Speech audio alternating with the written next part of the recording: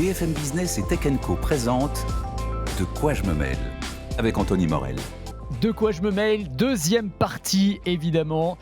On est ravis d'être avec vous. C'est toujours pas François Sorel, c'est toujours Anthony Morel qui vous accompagne. J'espère que ça va jusque-là. On va continuer. Alors, on va pas parler d'intelligence artificielle cette fois-ci. C'est promis. Je sais que certains font une overdose et vous nous le dites parfois dans les commentaires. J'en ai ras-le-bol. Ils nous parlent d'intelligence artificielle toutes les semaines. Ils font que ça. Ben oui, mais attendez, c'est une révolution technologique. Moi, j'estime qu'il faut qu'on en parle très très souvent. Mais continuez à nous dire, à nous donner des idées de sujets, de thématiques que vous voudriez aborder, évidemment, celles qui vous plaisent, celles qui vous plaisent pas. Mais là, on va parler hardware. On va revenir, voilà, back to basics avec Lionel Paris qui est avec nous. Salut Lionel.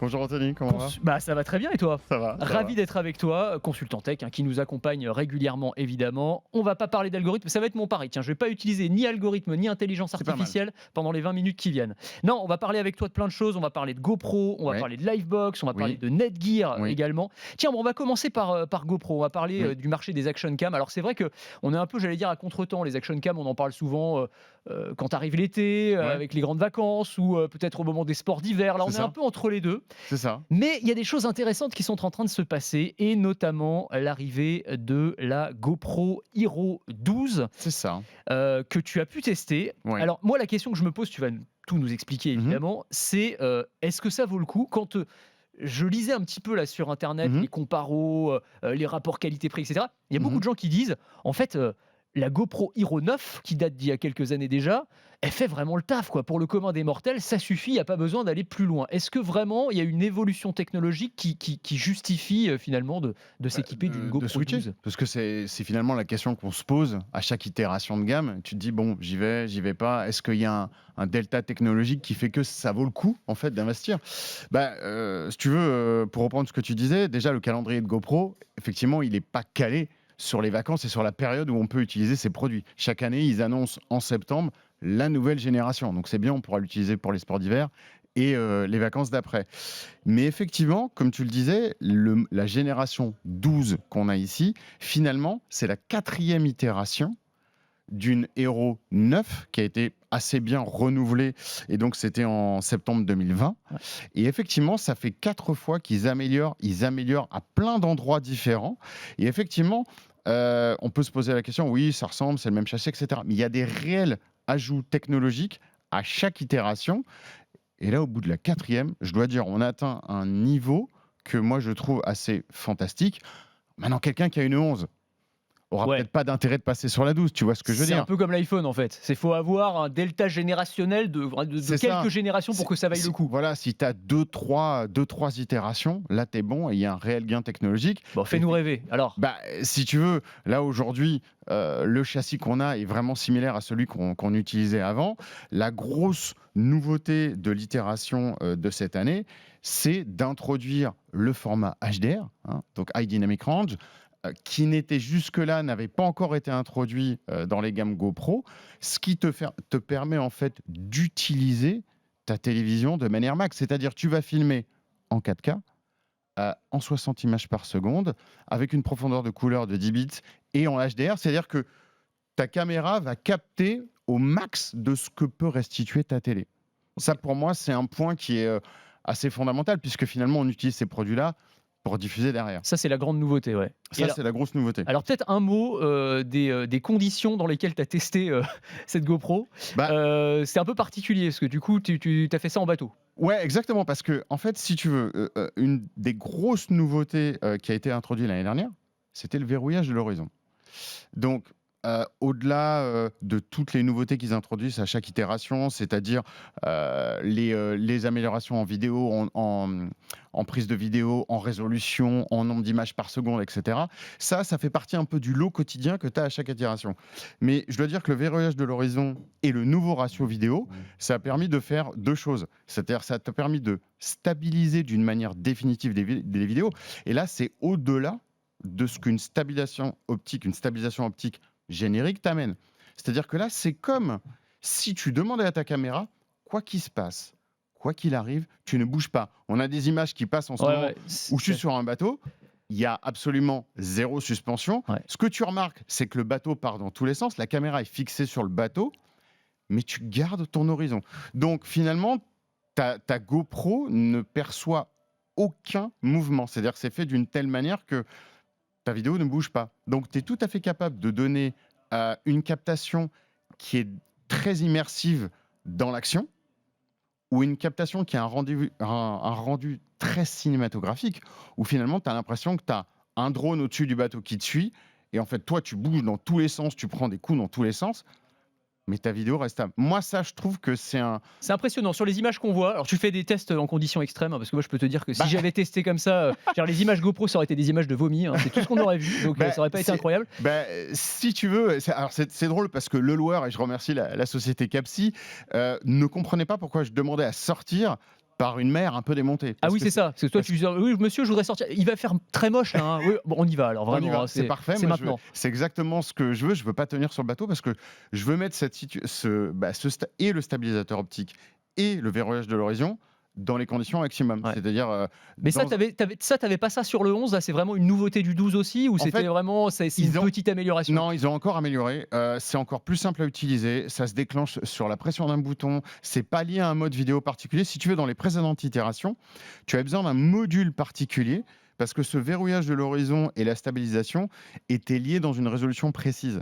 Et si tu veux, dans cette nouvelle gamme, maintenant, tu n'as plus ça. C'est-à-dire que ce module te sert vraiment à ajouter, puisqu'on peut changer les objectifs, à avoir un très très grand angle, mais tu peux activer le verrouillage de l'horizon et la stab vidéo. Alors, c'était l'autre question que je voulais te poser, c'est est-ce que avec cette nouvelle version de la GoPro, est-ce que n'importe qui peut faire des images de qualité? Parce que c'était la question qu'on posait avec les nouveaux iPhones, c'est-à-dire que maintenant les itérations, pour reprendre ton mot, sont tellement fines d'un modèle à l'autre que, Mhm. ok, si tu es un documentariste, si tu es vraiment un créateur de contenu hyper pointu sur l'image, tu vas en avoir l'avantage en fait de la nouvelle version.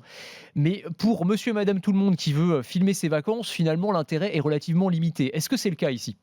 Moi, je trouve que c'est un des gros points des 4 itérations. C'est-à-dire qu'en plus de toute la techno qu'ils ont ajoutée, ils ont refondu complètement l'interface. C'est-à-dire qu'on est passé, depuis le modèle 9, on est passé au tactile. Et à ce moment-là, ça a été un gros changement pour GoPro qui, historiquement, n'utilisait pas cette typologie de navigation. Donc, ils ont refait intégralement l'interface à partir de la 10. Et ils n'ont pas arrêté de l'améliorer. Donc, aujourd'hui, toutes ces options, tu peux les utiliser à la volée, devant ton écran. Tu n'as pas besoin d'être un spécialiste, de lire la doc, etc. pendant des heures. C'est extrêmement simple. Et il y a une deuxième innovation que je trouve très intéressante dans l'itération de la 12. Là, je me suis vraiment attardé sur la stabilisation d'image et le maintien de l'horizon. C'est la capacité de filmer en vertical. Parce que, bon, soyons honnêtes, moi, quand je donne la GoPro à ma fille, elle me dit « Attends, papa, ton truc, c'est génial, mais je peux pas... comment je fais mes prises de vue pour poster sur Insta et autres ?» Effectivement. Et donc, Vertical versus horizontal, c'est vraiment une guerre de génération. En fait, hein. moi, j'utilise peu, elle ne fait que ça. Donc, si tu veux, là, c'est pareil. Il y avait dans l'itération précédente un nouveau mode d'image qu'ils ont introduit qui te faisait un plan extrêmement large, mais tu devais recadrer toi-même en post-production. Là, c'est terminé. Tu appuies sur un bouton, tu switches de mode 16:9 en mode vertical. Mais tu gardes tout ce qu'ils ont amené depuis 4 itérations. Tous les modes vidéo, etc., les grands angles, etc. Donc, je trouve que c'est une belle évolution générationnelle. On a compris que tu étais convaincu. Donc, GoPro 12, on est OK. Mais pas si on a déjà la GoPro 11 ou la GoPro 10. Pour, si on a 3 ou 4 générations de retard, là, ça peut valoir le coup, effectivement. On va passer à la deuxième nouveauté dont tu voulais nous parler. C'est la nouvelle Livebox d'Orange. Alors, c'est assez étonnant parce que d'habitude, en tout cas l'an dernier, ils nous avaient habitués à des lancements en grande pompe avec une keynote, vraiment. Clair. Vous allez voir ce que vous allez voir, un peu en mode Apple. Et là, ils ont envoyé un communiqué. C'est tout. Alors en général, c'est pas très bon signe. Hein. Ça veut dire on n'a pas grand chose à vous annoncer quand on fait comme ça. Alors je sais pas, qu'est-ce que tu constates, toi?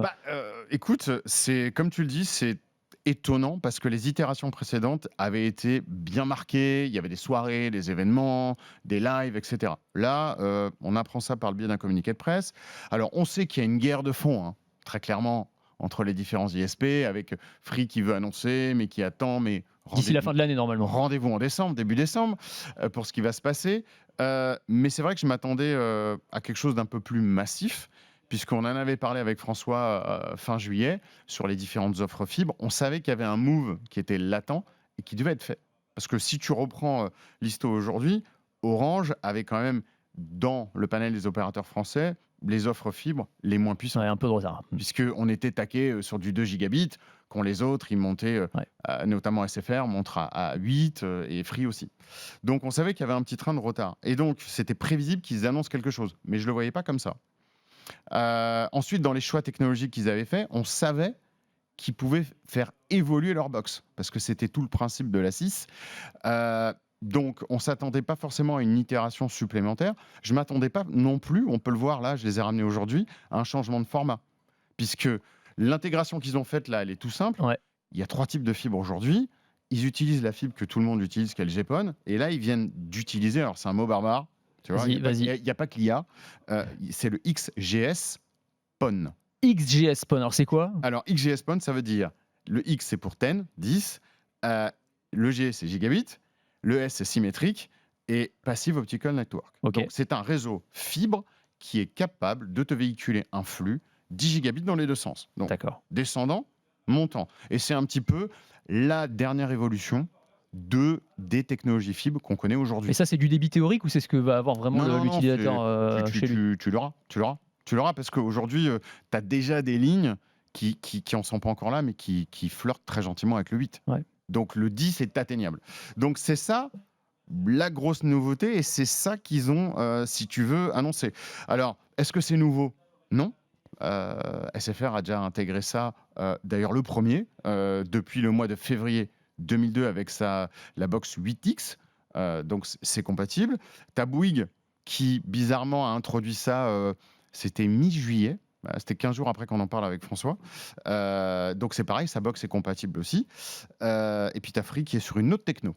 Ouais, donc là, on verra bien. C'est pas complètement nouveau. Alors juste sur le matériel, parce qu'on l'a pas décrit pour tous ceux qui nous écoutent. Donc tu as la 6 et la 7, c'est ça? C'est ça. Et la 7 est la plus massive. Alors la 7 est un petit peu plus grosse, sinon c'est la même. C'est vraiment en termes de design, ils sont contents d'eux parce que c'est vraiment la même. Alors je n'explique pas pourquoi il n'y a pas de changement. Alors on s'attendait Livebox 7, Wi-Fi 7, bah non. Non, c'est toujours Wi-Fi 6E. C'est toujours du 6E. Ouais. Donc, je ne comprends pas l'augmentation du form factor. À mon avis, il y a encore quelque chose d'autre qui n'a pas été annoncé. Le gros changement va se situer au niveau du port Ethernet, donc le réseau filaire. Ouais. Parce qu'il faut bien arriver à sortir cette puissance. Le 6E ne te le permet pas d'aller jusqu'à 10, il faudra du 7 pour y arriver. Mais donc, ils ont ajouté ce qui est très bienvenu, parce qu'ils étaient un peu en retard là-dessus, une sortie filaire en 10 gigabits. Donc ça va permettre d'aller sur ton réseau filaire, connecter des PC, des NAS à très haut débit, ou même des Mac, parce que tu as des tas de produits qui utilisent cette connectivité. Okay. Donc, ce qui va se passer aujourd'hui d'un point de vue particulier pour les abonnements, donc maintenant, tu as une refonte des offres, qui a été annoncée en même temps finalement que le lancement de la box, et tu te retrouves avec un Orange qui va utiliser en simultané donc 2 technologies fibres, l'ancienne, la nouvelle, sur 3 box. Oh là là, mais c'est l'enfer. Mais attends, c'est impossible de s'y retrouver, quoi. J'ai l'impression qu'on revient aux heures, tu vois, il y a quelques années quand les offres télécom étaient ultra compliquées, quoi. Alors c'est marrant parce que c'est ce que je commençais à dire à François en juillet et on y est là.